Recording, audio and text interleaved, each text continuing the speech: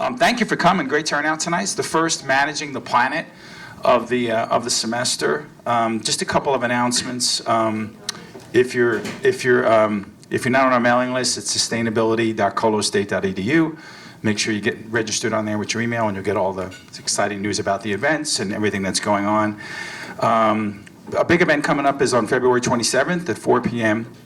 in the Laurie Student Center Ballroom. The 2023 Volvo Environmental Prize laureate, Eduardo Brandizio, will lecture on place-based actions for sustainability in Amazonia. Brandizio will provide an overview of the recent and ongoing research and the emergence of experience of place-based initiatives advancing social and environmental goals of the Brazilian Amazon. So it's really, if you get a chance to do that, and these are on your table, so you can get those, and if you want to scan the QR code, and you can get registered, and make sure you get to see that. He's amazing.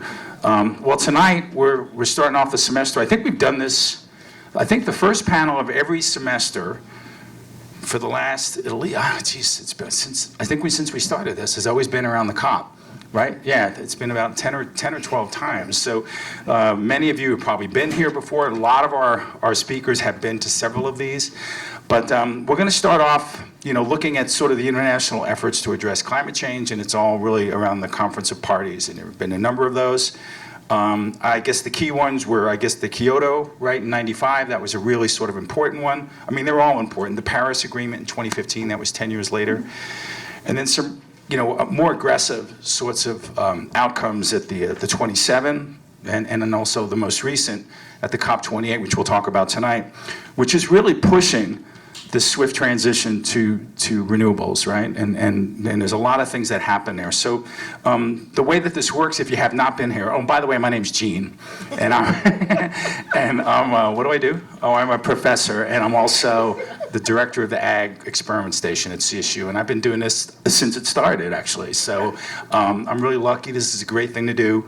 It's a great way to get the community together. So this only works if you ask lots of really good questions.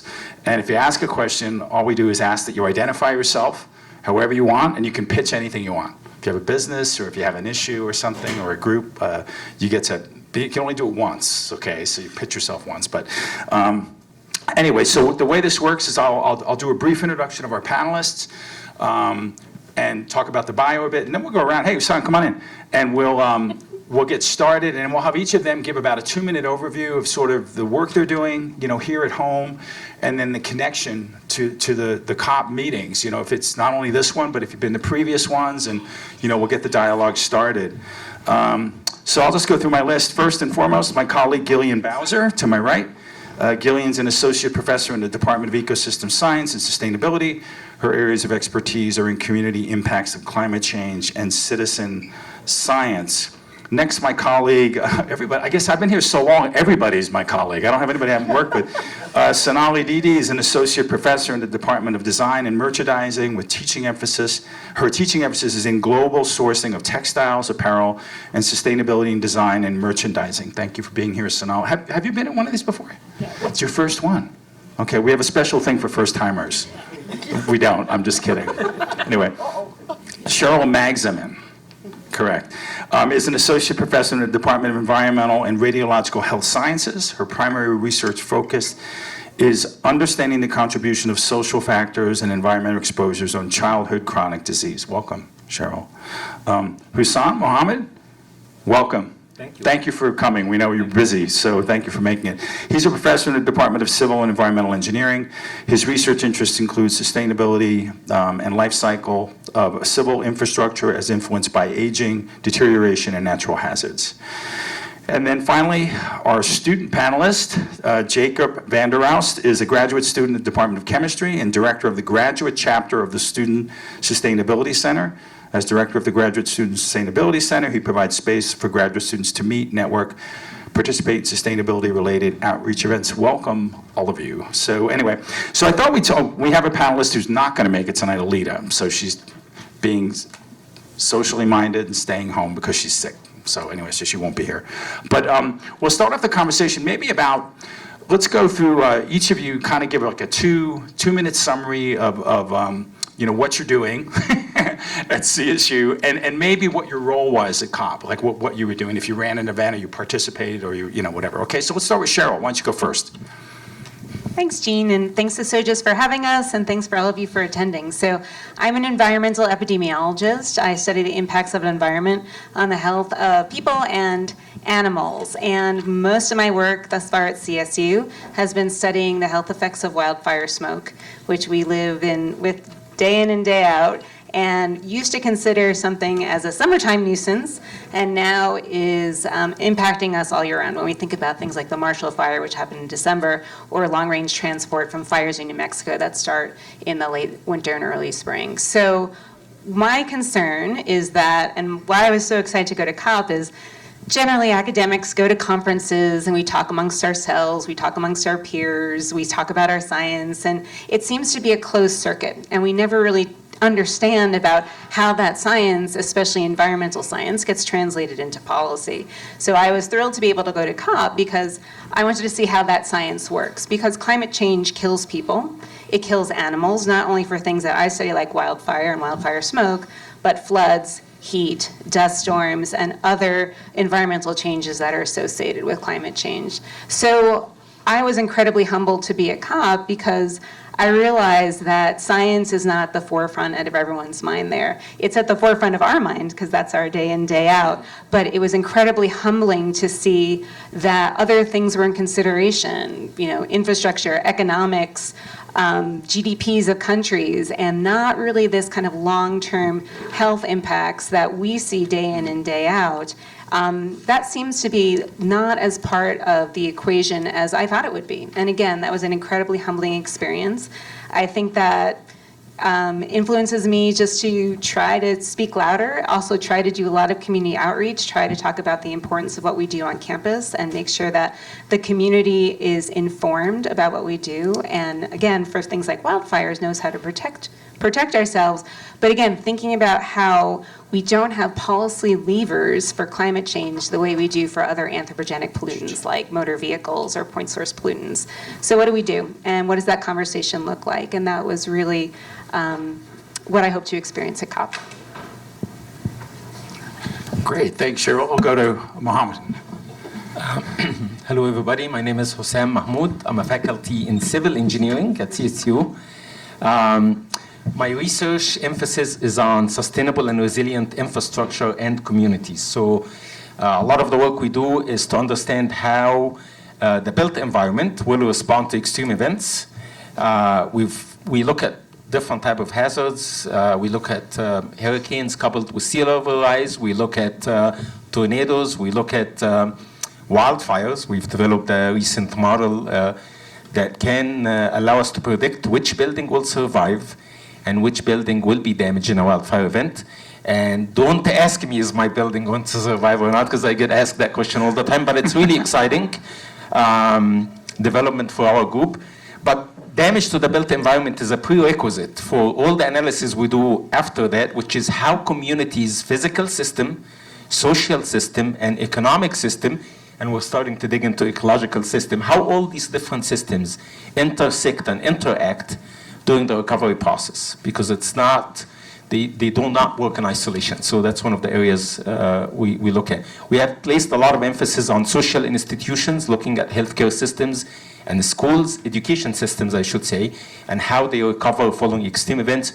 We developed what we call socio-physical models. So it's not just the physical structure recovery, but the people that are using these structures are they staying in the community? Do they have to leave because their homes were destroyed? Do we have staff? Do we have doctors? Do we have supplies? Do we have physicians? Do we have teachers? So all of these different aspects that are critical to understand the system performance we include. I was at COP for two different things. The first is actually I do quite a bit of work with the U.S. National Academy of Sciences, Engineering, and Medicine. And I represent the Young Academy. I'm the chair of what's called the New Voices. That's a program within the U.S. National Academies that promotes young scientists and leaders in the U.S.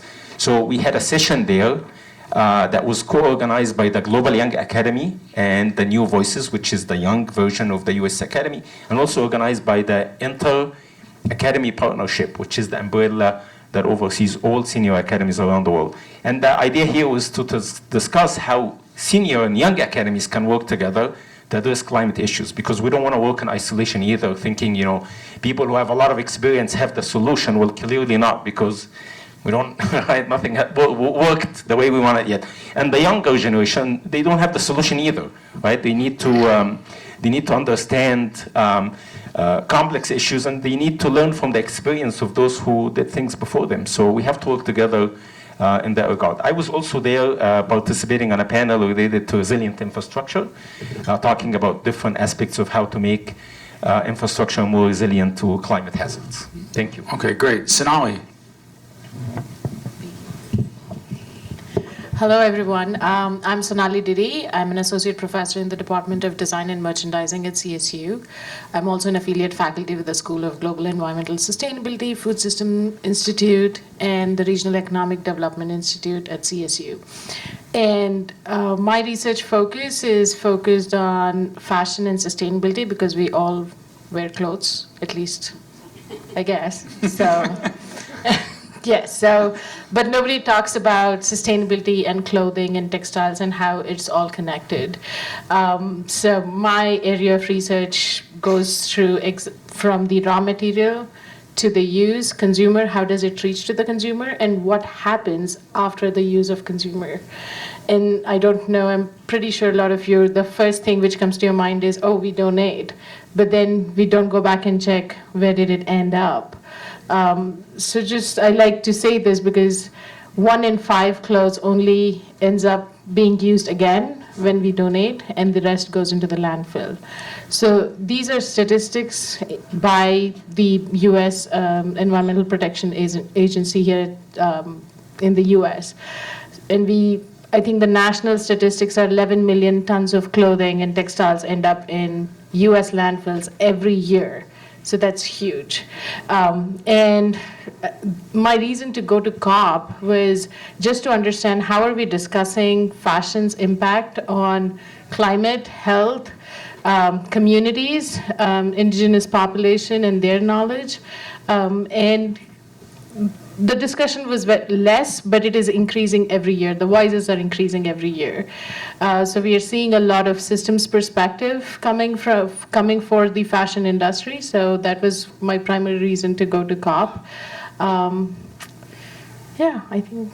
That's great. I want to say one thing. Sonali was the one she told me that I have to be sustainable. So these jeans are worth about $800 because I keep getting them mended. So when I end up in a landfill, the jeans will be with me. So anyway, yeah. Okay, I did that for Sonali. Anyway, Jacob. Hello, everyone. My name is Jacob VanderRoest. I'm a graduate student at Colorado State University. I'm specifically a third-year PhD student in the chemistry department. And I am in Dr. Thomas Bork's environmental biogeochemistry lab. And I specifically look at how do wildfires change the chemistry of soil, particularly how do wildfires alter the organic matter, and how does that relate to microbial processes after a wildfire passes through. In addition, I am the director of the graduate student chapter of the Student Sustainability Center at CSU. This is a group of graduate students where we conduct educational outreach related to sustainability topics. So for example, we speak to CSU undergraduate students talking about what it's like studying a sustainability related topic in graduate school, and we also do outreach with local high schools as well. And I attended COP28 primarily as an educational experience. 1 year ago to about this time, I was actually in the audience and then observing this panel and thought that'd be such an amazing experience to participate in. So that's kind of what initiated that effort. And so yeah, trying to see what does climate change negotiations look like on the global scale. And while I was there as well in Dubai, I gave a presentation on youth climate engagement on college campuses. And so yeah, very, very thankful for the opportunity, and also very thankful for Gillian for providing some much needed mentorship and guidance when I was at the conference. So thank you. Very excited to answer some questions today. Okay, Gillian. My main job is getting them up at, 6 o'clock every morning to get to the door of the COP. So I'm Gillian Bowser from the Ecosystem Science and Sustainability Department. I guess I would define myself as a COP junkie. This is my 15th COP, so I actually wore my fashion statement to show from COP15, which was at Paris. And so what I actually look at is how we make our science usable for policymakers. It needs to be policy relevant. And just seeing the policy process is part of how to make your policy relevant. And the other side of that is to see the community and how the community engages. And a lot of questions I get asked is, why do people need to go to the COP? And so if you've never sat in an audience with 200 countries, each with their own cultural perspective, each with their own cultural needs, each with their own economics and their dynamics, then you haven't experienced a COP, right? And our global climate change problems require us to think that every one of those 200 countries has a human being who looks just like one of us on the inside, who has the same needs, wants, and desires for health, well-being, their own prosperity, their children's prosperity, et cetera. And then how do we manage all of that together in one planet? So that's the beauty of going to the COP. It's a circus. It drives you crazy. And people complain about the carbon footprint. But if you've never sat in a room and looked across that room, and as Jacob can attest, most people will wear traditional garb and say, what does biodiversity mean to you? And to understand why that moves in different places. So I'm a hardcore COP junkie. This is my 15th. Great. Gillian, I'm going to ask you to do me a favor. Would you just briefly lay out the landscape of the COP? Like there are just briefly workshops, or if you're in or you're out, or what, you could just quickly just tell everybody what the scene is there, like set the stage. Sure, and poor Jacob heard this several times, right? Oh, it's still helpful. It's counting. The COP is a circus. And that's the main thing. There are 3 rings of the circus, and it's a serious circus, but it is a circus. One ring is negotiations, and that's where all the countries negotiate. And for us as civil society, that's a listening space. We need to listen to what policymakers need. The second ring is civil society space, right? And civil society space is really fun, right? That's where everything goes a little bit nuts. Everybody goes on protests and art, this, that, and the other thing. The third space, which I think is the most important space, is what we call the pavilion space. And this is where countries brag about what they do. And it's so important to see what a country thinks is important to them, their people, and their people's well-being on what they do, and what are their challenges. So it's important to think about that COP as 3 circuses, all going on at the same time, 100,000 people getting lost in all 3 circuses. A couple elephants going by is probably not too far out of whack. That is what a COP is, but it's so important to see that because we are a global community. Great. Okay, thank you, Gillian. Okay, who's going to kick us off with a question for the panel? You get to pitch. Oh, there we go. Okay. Here you go. Here. You should. I'm Leif. I'm a CSU alum. I'm currently an activist because I don't work. I do a lot of work with the Zero Waste team, the SSC undergraduates. My question is for Gillian. What do you get out of COP that you can't get out of doing something like this if we put, say, all of Fort Collins in this room? So Sagan, you're asking what do we get from the COP? What do you get from COP that you couldn't get if you put Fort Collins in this entire room and did the same thing? If you ran a COP, if I'm understanding your question correctly, Like the United States, you just did the United States. Yeah, just like having a meeting here, why is that so different over there, right? And the difference is, wow, that's a great question. I have to think about it for a second. And maybe Jacob can jump in because he's, as a first-time person, he has a different perspective. The difference is in the United States, or when you sit within your own community and ask, what is the impact of an invasive species, right, that is doing really well with climate change? Colorado, think pine bark beetle, right? If you're sitting in the country of Malawi, the issue is mosquitoes. If you are sitting in the country of Canada, the issue is winter ticks. And you don't see that until you step outside your own comfort zone into something different.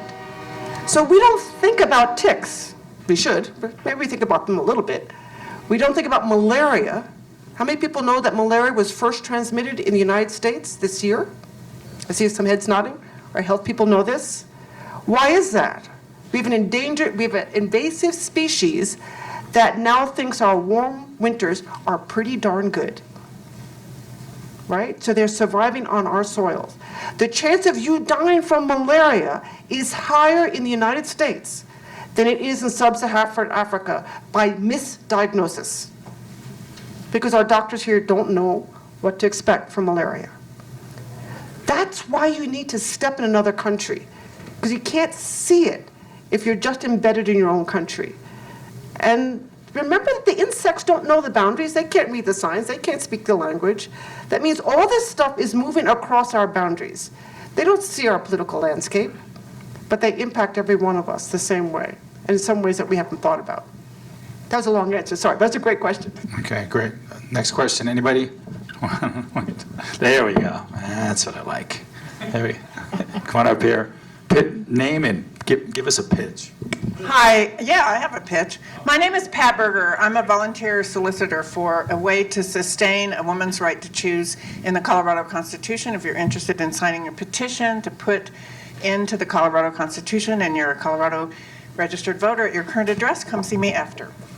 I'm out in the community a lot with climate change issues. I'm a member of the climate lobby, Citizens Climate Lobby, Climate Reality.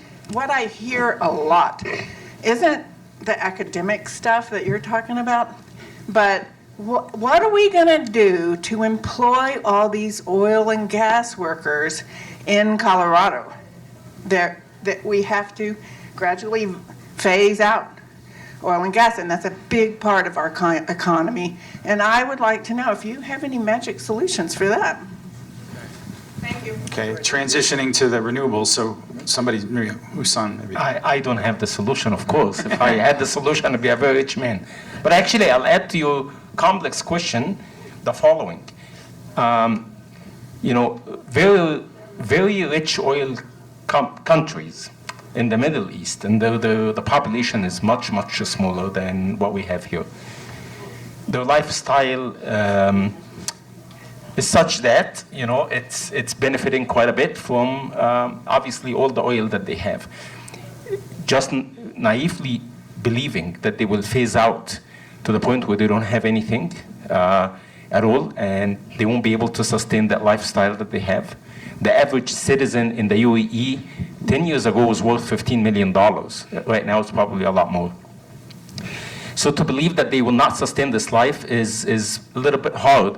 To believe that they will consider phasing out to some extent may be possible, but then the problem here that might impact us on top of what you mentioned is that when we start to push very hard towards renewable energy and different type of energy and not depend on fossil fuel anymore, we will be faced with the competition of them attracting technology, attracting the brightest people, because they have the money. We don't have that money here, right? They can dump all this money, get all the mines and all the technologies and even get ahead of us. I don't mean to play it as a competition thing, but the fact of the matter is not only that we have to worry about all the people that are working in gas and oil and how to employ them, but also as we phase out ourselves, we'll face fierce competition, right, from oil-rich countries overseas, and they have the money right now.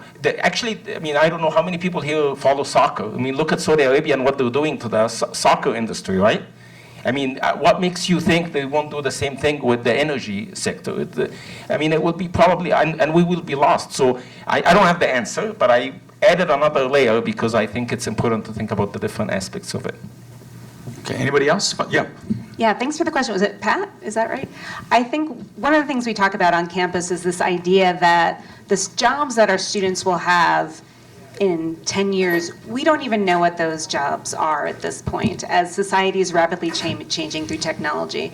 And I think one of the things that I got really excited about COP were the entrepreneurs. So who's thinking about what comes next? And there was a great panel at the US Pavilion about reconsidering how we build nuclear power plants. And wherever you sit on nuclear power, it is carbon intensive because of the way you have to build those plants. So GE is developing smaller modules to actually make this more portable and make it less carbon intensive. We think about electric cars, and the batteries contain precious metals. So there's investigators that spun out from University of Arizona that are thinking about how can we do this better? How can we do this without the burden on land due to precious metals? And I think that moving forward, those technological capabilities are really going to be developed through this grassroots efforts at our universities. So I do think universities are part of it, but I think right now the future is unknown until I think some of our smart students come up and have this spark of an idea of what comes next. So honestly, that specific session left me very hopeful, thinking that very oriented towards the future, very oriented towards sustainability and health, and there's a lot of promise. So I walked away from that very inspired. Question, we got a couple over here. Here we go. Pam Murphy, I'm just a community member, retired teacher. My question is for Sonali. I know that Time Magazine ran a large feature sometime this past year on fast fashion, and I'm wondering what can we do, or what's happening, or was it even addressed at COP, to slow the momentum of fast fashion, and what more can we do, whether it's the way we purchase our clothing or certain companies that we could be supporting?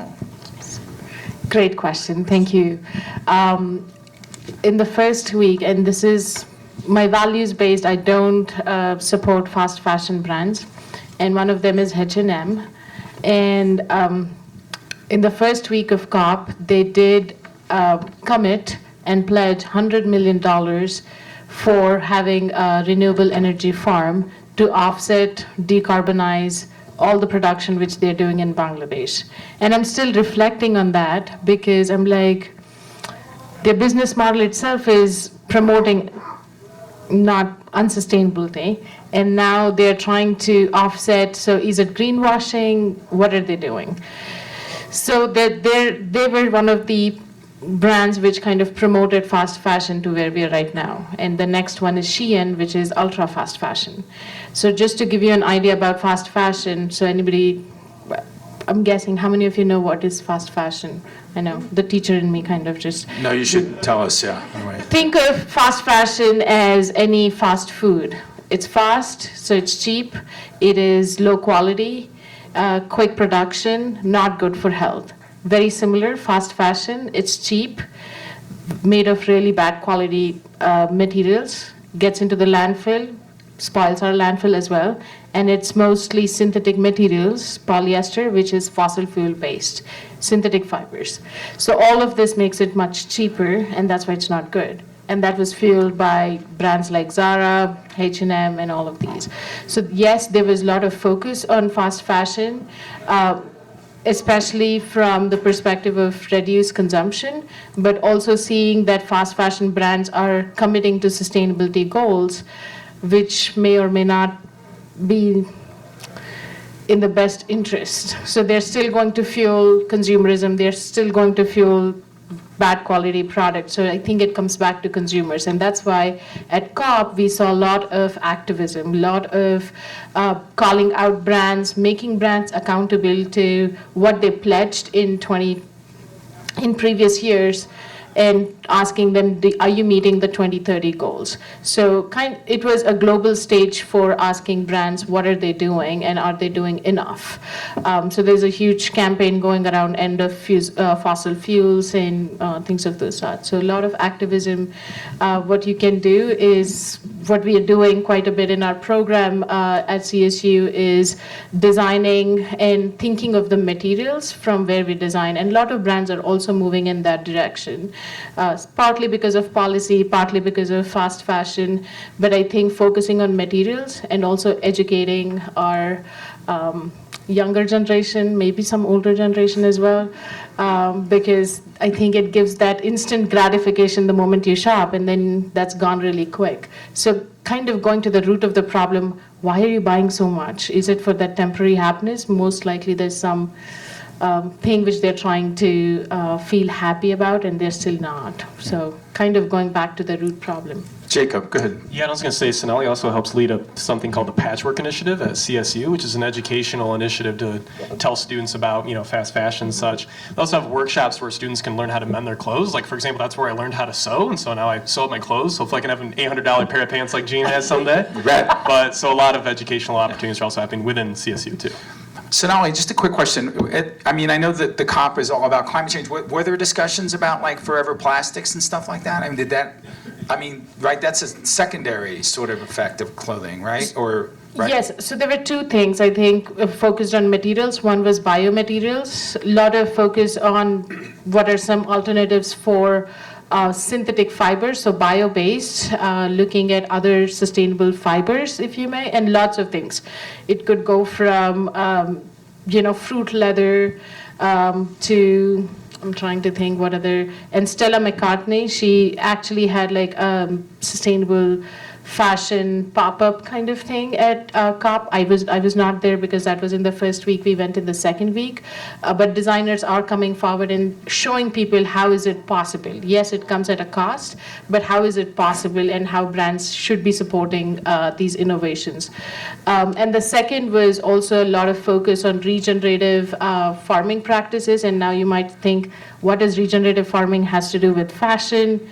Think about all the wool which is coming. So again, one more fact, Colorado is third largest producer of wool. How many of us knew that? We did not. I did not, at least 2 years back. But we just don't have a lot of data. But what if we supported our farmers in helping it for practicing regenerative farming practices, so then the wool coming out of these farms is actually putting back nitrogen, helping in sequestering carbon back in the soil, and also having wool, local wool, which we can use and build regional textile economies. So a lot of potential and a lot of talk around regenerative soil health at COP. Sonali, quickly, where does most of the wool go that's grown in Colorado?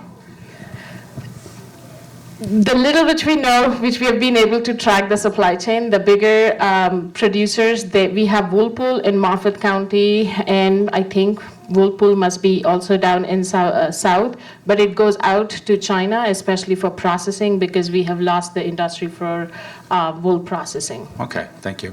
Question back here. Oh, yeah, okay. Hi, my name is Anna. I use she, her pronouns, and I don't live here most of the time, but I'm involved in some of these issues where I live in Switzerland, where I'm involved in this organization called Degrowth Switzerland. And I have a lot of questions, but two of them are, I was curious how these ideas about so-called alternative economic models or more like planetary boundaries aware conceptions of the economy were filtering into COP. It didn't sound like any of you are particularly focused on economics, so I'd be particularly interested in that from your perspective. Did you hear more discussion of decreasing consumption in the so-called global north? Okay, yeah, these kind of things that would allow for, say, further quote-unquote development in quote-unquote developing countries. That's one question. And then a slightly less happy one, maybe for me, is I'm curious about, you just mentioned some of the brands and their presence at COP. I don't know how it quite fit into like the three circus model that you presented, but I know there's like whatever the blue zone, there's like the other zones, and then there's all the pop-up events outside of COP. How did you feel as researchers primarily going into those spaces with policymakers, with other representatives of civil society, activists, etc., how overwhelming was it to see the presence of corporate interests, not necessarily only oil and gas, but others too? Thanks. Okay, so we have two the questions about the financing and funding. Somebody want to grab that one first? Okay, Sonali, go ahead. I think at COP, we did see a lot of focus on climate finance. I don't know if it is every year, but this year for me, I think that was a theme where, and that was not something which I went in thinking that I would get it at COP, but there was a lot of discussion on climate finance. And there was a lot of concerns as well, is like brands committing, governments committing to these goals, and then they're like, who is going to finance it? And to your question, I'm going to take a little bit of a different direction to your question around degrowth and sufficiency. I don't think I did not see that theme coming at COP. And primarily, I think it's because also we're at COP, I'm thinking it's more about negotiating, dealing, make those deals and what works. And between the global north and south, I think it was more about how do we come to a decision where it helps the global south countries. And I'm focusing on the word help because I did not appreciate that word. It was between two countries, a developed country and a developing country, and they were pledging, I don't know, some $1 million, and they were like, oh, we are helping this other country. And I was like, no, you're not helping. I think the conversation or the narrative has to be around collaborating, partnering, but I think from a diversity perspective, equity, inclusivity, I think it still felt that the global north kind of dominates the conversation and what goes on. So that was just something I'm still reflecting even after December, I guess. Okay, so maybe Gillian, maybe the second question was like, how was it to hang out with like ExxonMobil and everything when you were over there? What was that like? No, seriously. I mean, like I think that's a great question. I think universities have to struggle with that. Who do we partner with? And now you're over there and you're rubbing elbows with ExxonMobil. Tell me what that's like. I'm just kidding. I know you didn't, but anyway. But what was the vibe about having the big guys there? Whatever that is, right? What was that like? Well, I guess I would back up a second and say it's important to remember what the COP is, and it is the Conference of Parties for the UNFCCC, which is the United Nations Convention on Climate Change. There are many conventions in the UN. And it's just important to take a step back and sort of see. And one of the big things that was underreported this year that happened was the conventions coming together to ask for common things, and particularly the Convention on Biological Diversity, which the U.S. is not a member of still. That's another whole Managing the Planet series. But that convention coming together with the Climate Convention for the first time. So it's important just to separate out, and this is why finance is so big. The Paris Agreement is only about greenhouse gases until this year. Well, maybe arguably, we'll see Peter's in the back, arguably COP26. And that was the first time that biodiversity and the environment were included as part of the climate change negotiation. And very famously, a friend of ours had to remind people that we talk about getting rid of carbon, reducing carbon, getting carbon down. This is what the COP is about. This is what the Climate Change Convention is about. And my colleague very famously said, you have to remember humans are carbon too.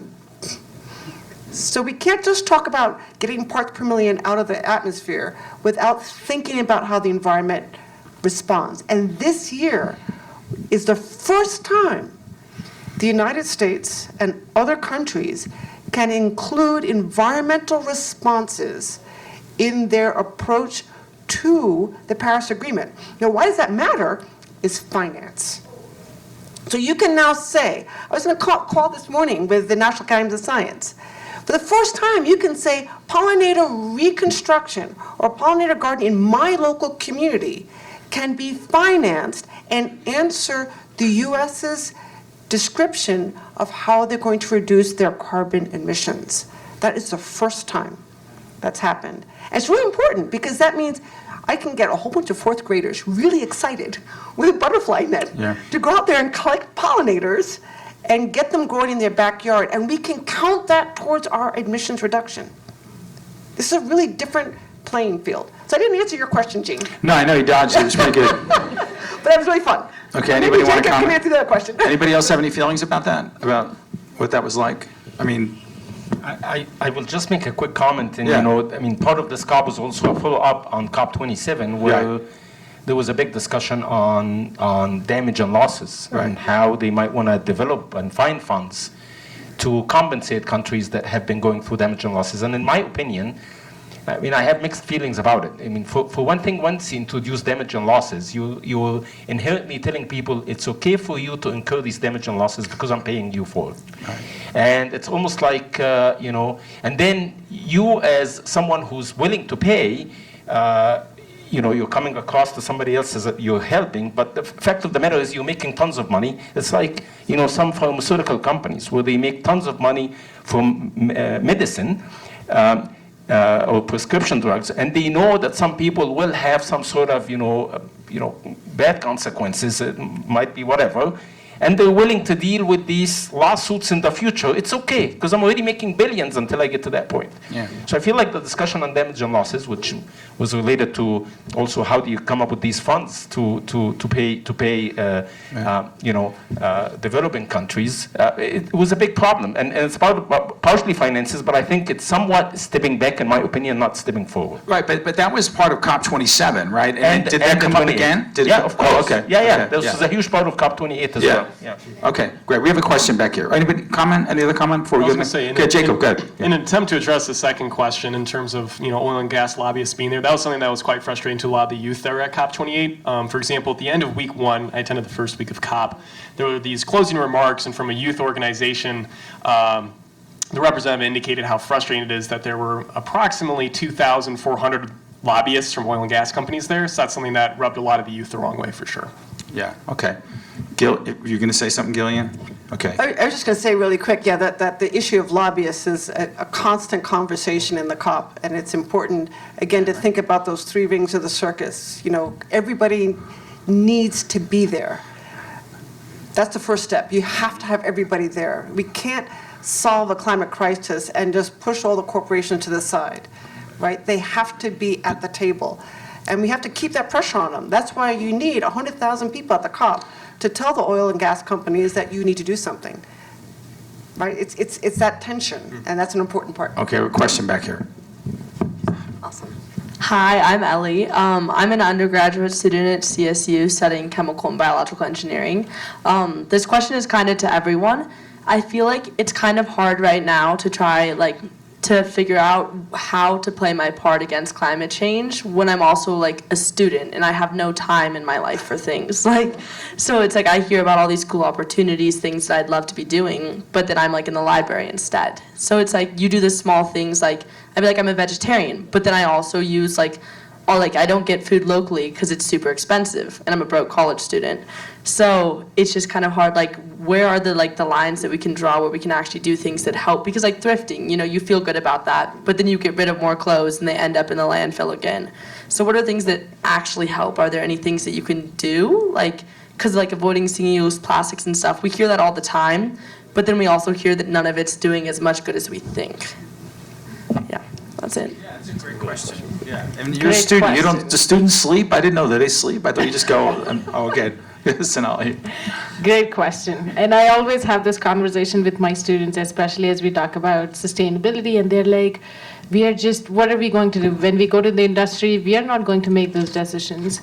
And I had to reflect on that because that was true, that they're not going to go and change right away.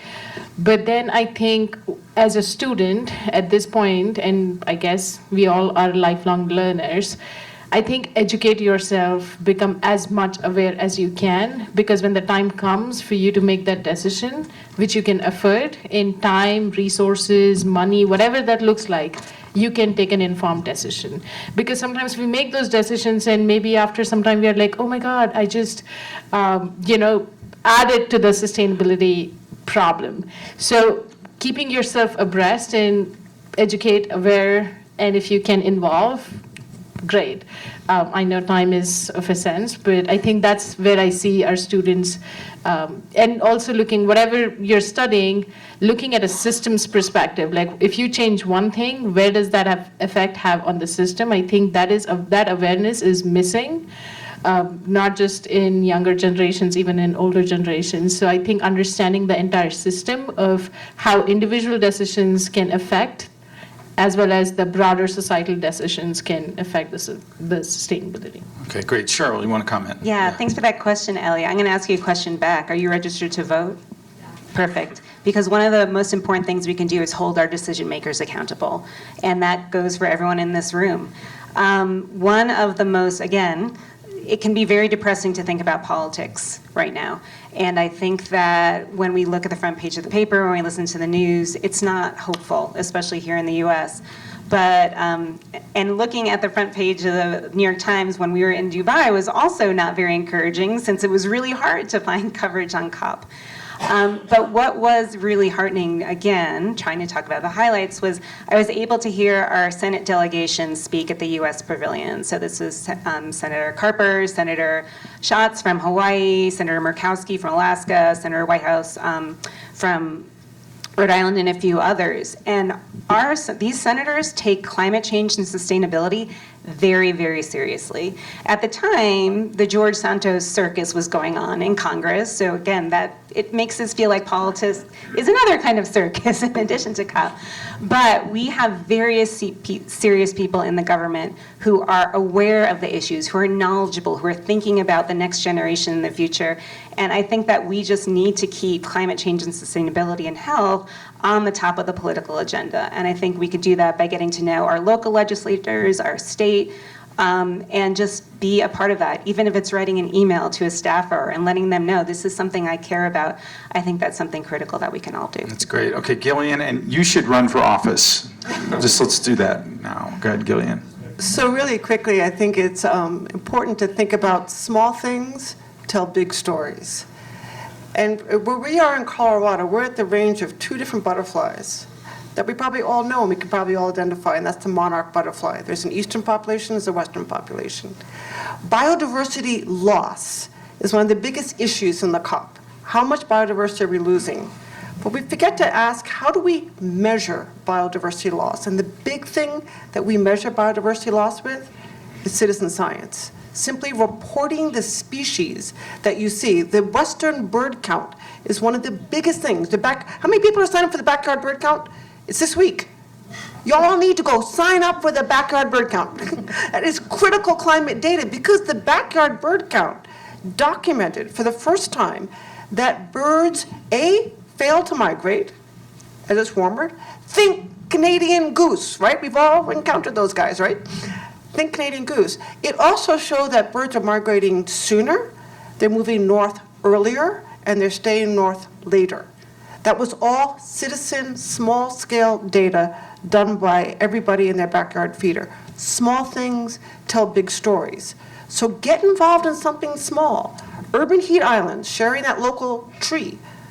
Pollinator gardens was in a conversation today with the insurers organization of the big insurance companies for nature-based solutions. How do we insure risk? And the first thing they talked about was pollinator gardens. How do you know that the pollinators will show up? You don't. That's citizen science data. So think about the small things. That's what you can do on your way to school every day. You can do it in the CSU gardens, on the CSU lands, to support these small things, because they have huge impacts on our ability as climate scientists to tell the story, right? That biodiversity loss means X. We see X, right? And we can track it through our citizens. Great.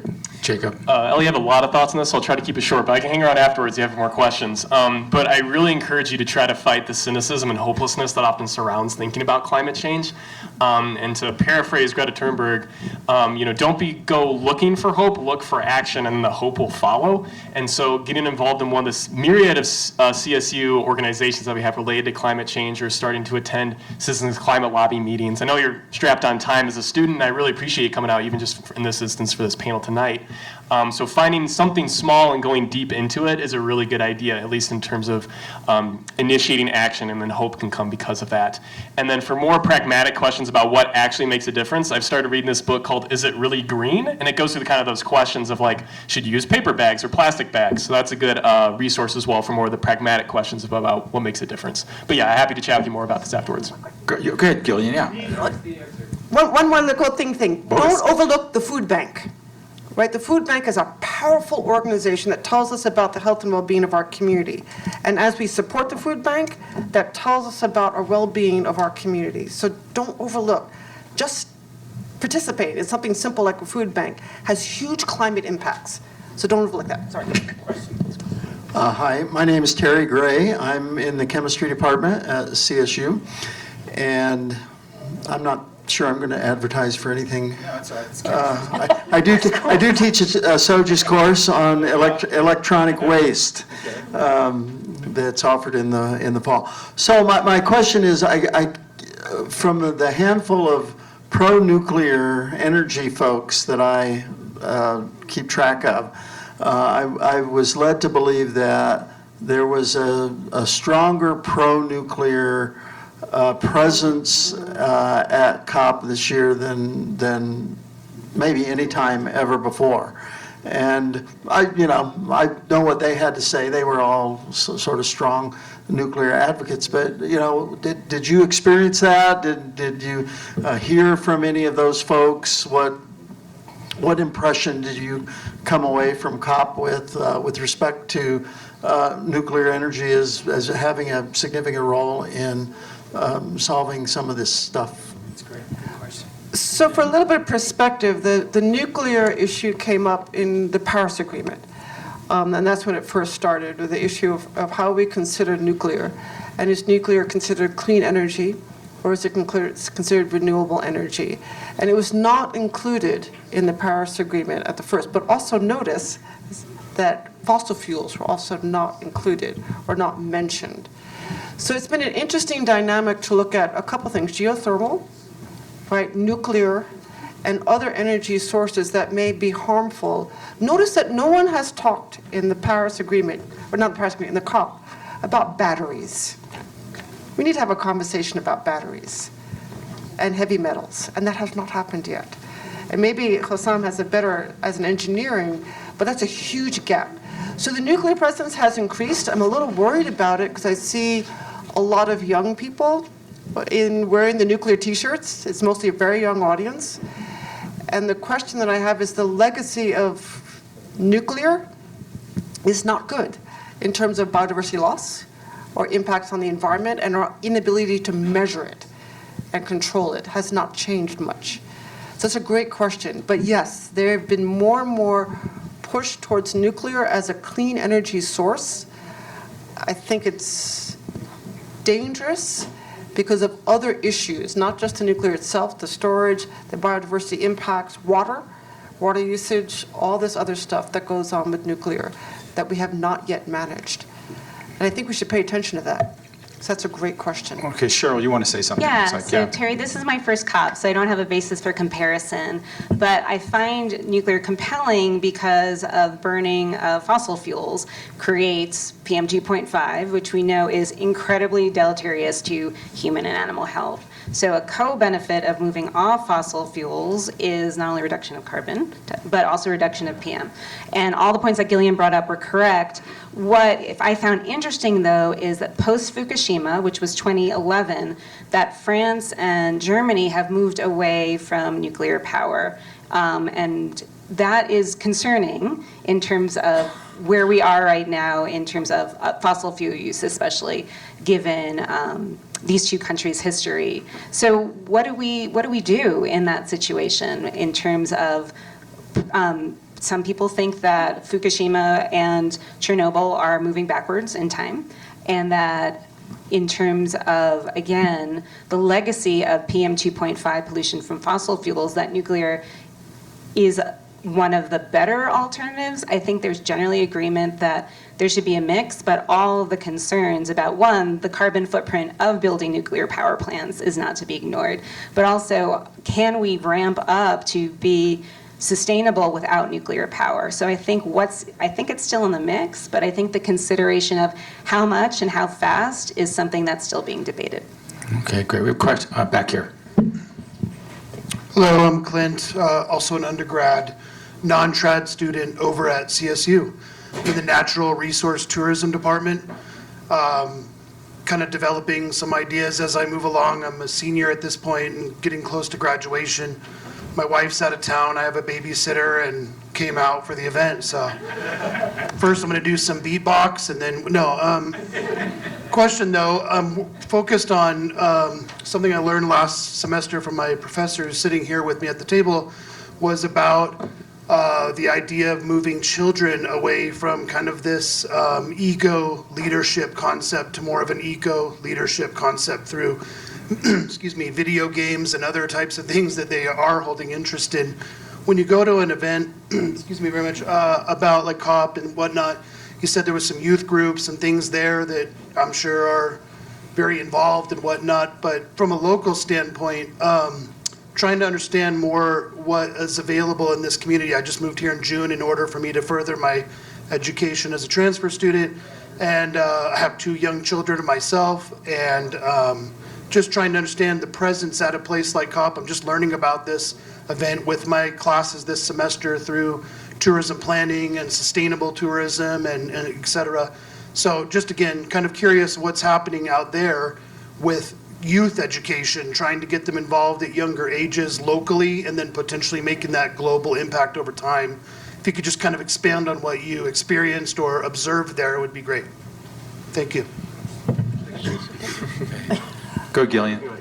Okay, I'll just give the perspective first. So the first COP I attended was in Copenhagen, and you could probably count the number of people under 18 on one hand. So one of the exciting things about the COP has been a very steady push to have youth voice, not only at the table, but in the negotiation room. So one thing you see now is that the COP has youth advocates that are actually through, they're called Youth Climate Champions through the UN, and are certainly encouraged, and hopefully we're working on getting Jacob to be one of these. But the idea is to bring those younger voices into the table at all times. So I think that's been one of the more exciting changes, to see youth get involved and get youth better represented at the COP. And then the last thought I'd leave you with and turn it over to somebody more youthful is that for me, the pavilion space, that bragging space, is the most important. Because I don't know what the country of Madagascar faces. I don't know what it feels like to be in the Philippines or in a small island state, or to look at Tuvalu, that's looking at their entire country going underwater, their entire country, their entire culture going extinct. That's something very new and very different for me from, I'm actually originally from New York City. So when we think about climate, sea level rise, we're thinking one thing, like, oh man, that's, a flooded road. We're not thinking about the extinction of a culture, right? That's a different way. So that's why I think the pavilion spaces have done a really good job recently of getting more and more online and getting the youth to go to some country that they can't even find on the map. And what is their climate issue? What are their youth thinking about? What is the biggest issue? So just real quickly, when I started with the COP, I was very heavily in the gender group. And one of the biggest moments in the COP was before COP15 that nobody heard of, in the country of Qatar, that Doha passed the requirement. Doha, a Muslim country, it's important to think about this, passed a requirement that for the COP, which is true to today, that every delegation must have equal representation of males and females. Now, identity is another issue, but just getting that gender acknowledgement that women need to be part of the conversation was really, really important and took a lot of work to get there. And I think that's the type of thing we need to see why the Queen of Doha was the champion of this and pushed it harder than a European Union did. So it's just important for us to think about as we look as global citizens. Okay, Jacob. Yeah, I'd say there was a huge youth prevalence at COP28. For example, for the pavilion spaces, there was specifically a youth pavilion space where they had events being run on by, initiated and ran by people that were youthful there, which was awesome to see. They are also spaces for early career researchers, so I got to meet different scientists from around the world too and see what they're studying from an early career perspective, which is really interesting. One thing that's important to keep in mind is at COP there are literally hundreds, if not thousands, of events simultaneously happening the entire time. And some of us are there for week 1, some of us are there for week 2. So our perspectives, you're getting just a snapshot of COP. None of us have a collective overarching experience. And the reason why I'm prefacing that is because amongst the youth, there was a lot of good energy, but I wish there was more pragmatic discussions of what we're specifically doing on the local level to kind of make our areas more sustainable. Now, those discussions could have been happening. I just wasn't perhaps at that. But I wish there was a lot of good energy amongst the youth, but I wish there was more pragmatic discussions and sharing of specific ideas of what we can do to make our communities more sustainable. But there was certainly not a paucity of youth voices at COP28, which was very encouraging to see. Okay. Anybody else? Okay, we have do you have something, Sonali? Were you going to say something? No, I was just thinking from, a parent perspective, and I had these conversations. My daughter is a senior now in high school, and we have had these conversations around needs and wants very early in life, to the point where at one point, I think she was in, I don't know, we were in Iowa, so she was like in first grade or second, and she's like, I know this is a want, but I really would want to have an ice cream. So I think we can, and it still continues. I mean, she still makes those decisions around needs and wants, and she's clear. So I think as a society, we have lost those conversations at some point. So bringing those back, food waste, asking questions, why plastic? Can we think of, if we start making those changes and ask questions, the kids are going to learn that, oh yeah, this doesn't make sense. Why do I need to? And peer pressure is a whole huge thing in the school system. And clothes, belongings are the first way, at least my hypothesis is for bullying. And that also kind of increases consumerism about just buying more stuff. So how can we start having those conversations? I will say curiosity conversations. What are they curious about? I think those might help, and that's what I keep telling everyone. Okay, Jacob, go ahead. You were going to say something? Oh, I was going to say thank you, Clint, also for prioritizing coming to events like this. We really appreciate it. Okay, great. We have a couple of questions in the back here. Hi, I'm Sophia Lynn. I manage the Geospatial Centroid at Colorado State University. And a quick question about indigenous voices. I know that over the years there's been an effort to hear more from the people who have been sustained and sustaining their lands, and I'm wondering, are they being heard? So I guess I'll jump into that. So the issue of local voices or indigenous voices and local knowledge. So in the UN world, they define it as traditional knowledge, and they don't necessarily use the word indigenous. And it's important for us to reflect upon here in Colorado, because we are sitting on land that are actually owned or treated by someone else. But this is not necessarily true of the rest of the world. And who is indigenous where is a huge conversation in the COP. And I think one of the most striking conversations I ever sat in was with the prince from the country of Saudi Arabia, who reminded us that his people have been on that piece of land for several thousand years. And he asked, am I not indigenous? And it was an important thing to think about. Because when we were in Egypt last year, or a couple years ago, last year? Last year. They did an indigenous welcome and failed to invite the Egyptians. And you think about it, and I think it was the Prime Minister of Environment said, wait a minute, we are the cradle of civilization. We've been here longer than any of you all have been. So it's important just that we think about the term indigenous, and we think about how it gets used gets back to that global community scale. It has very specific policy meanings in the United States. We're on an assessment right now where we have to deal with a tribal summit that was just held 2 years ago on who owns land, who has voice, and how traditional knowledge is used. The question becomes who is traditional and who is not. And if you look at local communities and immigrant communities, you have to remember Colorado, we used to belong to the country of Mexico. So who is an immigrant and who is not in some parts of southern Colorado are very difficult.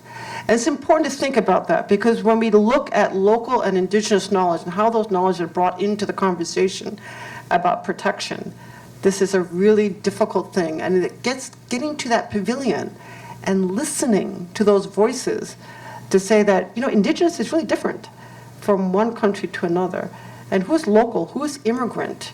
Who even defines themselves as immigrant? The country of Korea brought up this question. Who is immigrant for Korea? And who is indigenous to Korea? They asked that question. It's important for us to think about. So I think when we look at the climate change debate, it's important to think about those types of knowledge, but also think about the impacts of climate issues on those different communities. So what is the number one environment? This is a quiz question. I'm still an instructor, right? Number one climate question, number one climate impact right now in the United States. Highest mortality rates, United States and in the countries of the European Union, is heat, extreme heat. What's the number one victim of extreme heat? Someone over the age of 50. And it's also women. So it's just important to think about that when we think about indigenous knowledge, communities, et cetera, is who gets impacted by what. Sorry, that's my little lecture. Okay, anybody, okay, we have a question back here. Hi everyone, my name is Emily Morales. I'm a local community planner, and I guess what I do most, or what I'm most excited to do at my work, is just to get people involved in planning or in voting. Not that I'm involved with that part of voting, because I'm not a citizen, and that takes me to my question. And it's a question first for the group. Who is an immigrant here, or who can trace their background to like an immigrant? A lot of people. Okay, I'm in a safe space. So I'm curious if there were any conversations around climate migrants, and if so, what can you share with this group to prepare us to have some of these conversations with peers who may resist having conversations in that subject? That's great. Yeah. Good question. Climate migrants, anybody? Oops, sorry. Go for it. I went first. Okay, I guess I have to go for that again. That's a wonderful question. And again, this is one of the big findings of COP27, was to look at climate migrants and ask the question about climate migrants and the history of climate migrants. In COP28, one of the big things that came up was warfare. What do you do about climate migrants plus warfare plus an environmental event? So this issue of people crossing boundaries and where they sit is huge. And it's an enormous issue. And interestingly enough, in the United States, in our infrastructure bill, there's this little tiny word that sits around, and that's called environmental justice, which defines all of the above as impacted by a climate event, right? And Canada has the same language, as does the country of Australia. So it's just important that these languages are starting to come around, that climate migrants can be anyone impacted by an environmental event such as heat. And they were recorded 60,000 deaths in the European Union last 2 years from heat. And it's important that we think about that when we think about the climate change issues, that heat is the number one. I was just going to say, I mean, there was actually also many studies that shows that even in the US here, we're going to have to deal with a lot of climate migration from coastal cities inland. And the question, of course, are communities where people are moving, do they have the resources? Are they prepared to accommodate, a large number of people migrating inland and so on? The issue of heat waves is an incredible issue. I think, yes, that's correct. The largest number of, people that, have to deal with it are in the US and Europe, with thousands of people that have been, reported dead and having other health issues.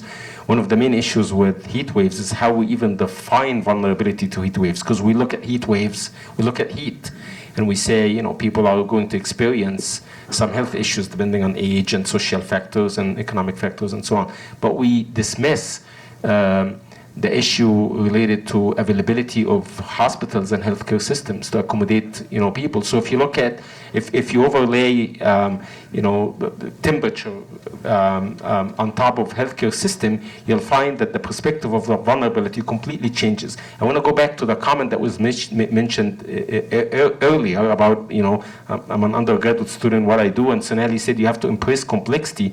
I emphasize this to a great extent. We have to embrace complexity of how things will change over time and how we have to come up with solutions that are tailored towards these very complex behaviors. Because we've been thinking about heat waves as, temperature is high here, this area is vulnerable. Well, what if this area has an incredible resources in terms of healthcare system? Why would it be vulnerable, for example, right? So we have to think of things different and understand issues related to climate, migration, issues related to extreme events that we haven't even thought about before, and how we actually were able to solve them. So, okay, Gillian, good. So I just wanted to add one more thing to that. So today, with the National Academies of Science, one of the issues with climate migrants is immigrant workers and agricultural workers. So understanding how a nature-based solution might be shifting your agricultural resource by timing to address a climate migrant. So for all you vegans or vegetarians, think about your lettuce, right? When is lettuce now harvested? It's harvested at night. So is that a climate-based solution? And it should be, because it allows the climate migrants to avoid the heat. So it's a solution to a climate-caused issue. And that's a big issue with insurance right now, is how do we then put those together so we're protecting climate migrants, but we're also having a nature-based solution, which may be as simple as harvesting at night versus the day. So can I, as an agricultural worker or agricultural producer, get funding for lights to harvest at night instead of at day? So these are the important conversations that are starting to come out right now. Okay, we have a question back here. So I actually have three, but my first one goes off of what you were just talking about. Oh yeah, I'm Isaac, by the way, sorry. So my first question, going off what you were just saying, is that harvesting at night, installing light, won't that also disrupt the natural cycles of that area? Like, a lot of animals sleep at night and you'll be waking them up with the lights, and the animals that do live at night are going to have increased difficulty navigating and seeing because they're used to it being black, and now there's a bunch of lights. Oh, that's a great question. It's hard to answer because you're in agricultural, industrial agriculture. So are you impacting? This is not an agriculture that uses pollinators. For example, your lettuce doesn't care, honestly. But this is what part of the discussion. So if you look at risk, what is your environmental risk to put something forward as a nature-based solution? Is the tree going to respond in 10 years, right? Or is there agricultural thing that you're trying to protect, pollinators, going to actually increase in 5 years? That's risk. And what we need to think about is how do we promote risk-friendly approaches that allow us to try a climate-based solution that may have high risk. And this is where insurance companies get involved. Right? What is our risk for harvesting at night versus the day? Right? What is our risk for going for apples and peaches in Colorado, where we're losing, just in the news today, trying not to push a pesticide forward that we know impacts all the bees, which impacts our peaches, which impacts our harvest. So this is a risk question, and I think this is something that we need to get people comfortable to think about risk. Environmental risk is not the same as environmental conservation, so two different things. But nature-based solutions forces us to put those two things together. And that's what we need our policymakers to really push for. We have to be risky, try something different, harvest at night. Maybe we need to do something a little different to be able, we can't do business as usual because we already know that's bad, right? But how do we promote risk is really hard. Other questions? Yeah, go ahead. All right, that actually leads really nicely into my second question, which is the pace of progress and the pace of sustainability. And I don't know, as a young person, I feel very frustrated about how slow things seem to be going, and how most issues you talk about on the news or on a global scale don't seem to be focused around sustainability and the future of our planet. So you mentioned earlier that youth are very eager, but also have to lean back and get help from older generations, wiser generations. What's your policy with a lot of those older generations also holding investments in oil and gas? Anybody else want to help me out here? I'm not sure this is going to answer your question, but I do want to say this before the meeting ends. So the first SOGIS panel I sat on was about 10 years ago. And Scott Denning, who is now a retired professor of atmospheric science, said the most profound thing, which is that as a society, about 100 years ago, that we were not going to tolerate the level of infectious disease that we are experiencing, especially in high-income countries. So what did we decide to do? As a society, we decided to have piped water and sanitation systems. And that completely changed the landscape of health in high-income countries across the globe. Low and middle-income countries still struggle with that. We do not have that same urgency around this. People talk about climate change in the future, about something that's going to happen, and it is happening now. And I think that one of these most important things about having these community type events to be able to talk about it. The oil and the investment question is something that I encourage everyone to divest. I encourage our institutions to divest. It's really critical to put our money where our mouth is. Okay, great. But one more thing I want to say before I give up the mic, which is that unfortunately Alita couldn't join us because she was sick. But one of the things she wanted us to emphasize here is, what was CSU doing at COP? What was the point of sending us all halfway across the globe?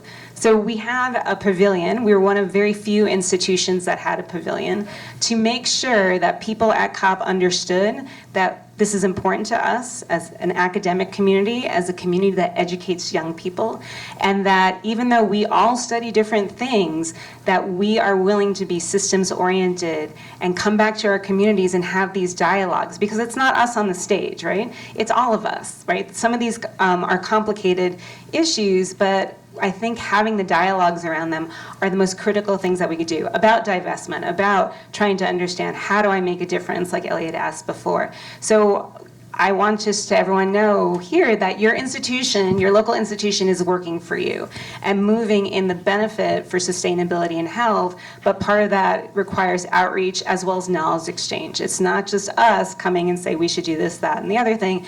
It's having a conversation and saying how do we work together to protect our community and especially protect the needs of our future generations? Great comment.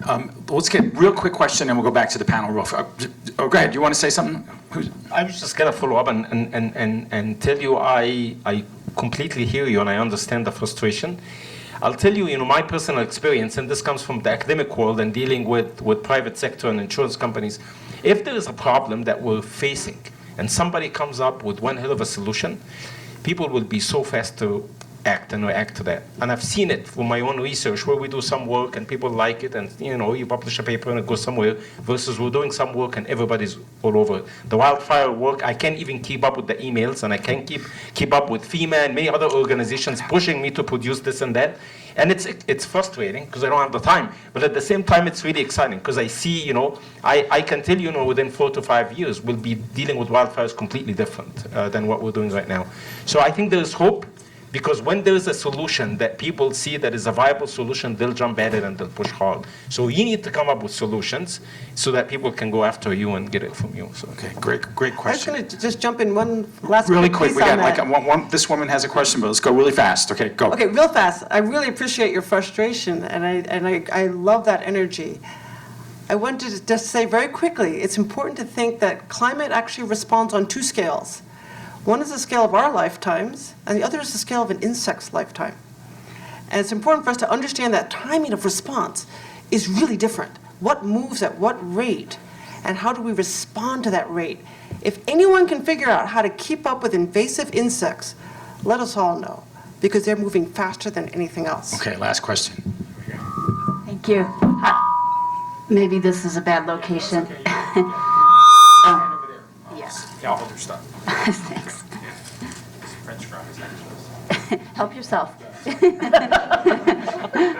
So my name's Allison. I'm just a community member, and I always have the same question. Would you say it was overall more of a success or overall more of a failure relative to other COPs, and why? Very good. This was my Thank you. first COP, and I don't know. That was like kind of the closing. Let's go down the line real quick. Anybody want to jump on that? What do you think? Quick. I will say this was my first COP, so I can't kind of compare between COPs, but I did see a lot of hope, and it also helps you look at different perspectives, and it gives you hope, but you also walk out with some frustration. And I think that's ongoing with any sustainability conversation, where you're going to say, oh my God, we need to focus on this, there is traction. So I will say that, I'll close with that both. Hope and frustration. Right, good. Gillian, quickly. I would say, having been at this for a long time, every COP gives me hope. And it gets back to the gentleman in the back's frustration, is that there's so many issues. I mean, I was so excited when we passed the Gender Action Plan. That took so much effort. And then I was so excited when we passed the fossil fuel plan. Right. Well, I was so excited when we passed it. Each one of these is big effort to move forward across 200 countries. And to finally hear the president of the COP talk about biodiversity as something that matters. The environment is going to do what it's going to do. We have to catch up with it. And I think we've forgotten that. We think it's all about emissions. But the environment is busy doing its own thing. And we need to catch up with her. Okay, great. Hey, listen, we got to wrap it up because they kick us out of here at around 6:30. So listen, you guys, the audience, you guys crushed it tonight, man. Give yourselves a hand. Everybody in the audience. It's great. You guys really killed it. And then let's give our panelists a round. So reminder, sustainability.colostate, and then we'll have another event next month. So, look out for us coming back, and this conversation, we'll have it again next year. Same group. Anyway, thanks a lot. Everybody, ride your bikes home if you get a chance. Okay, take care. Oblige that. You'll be an old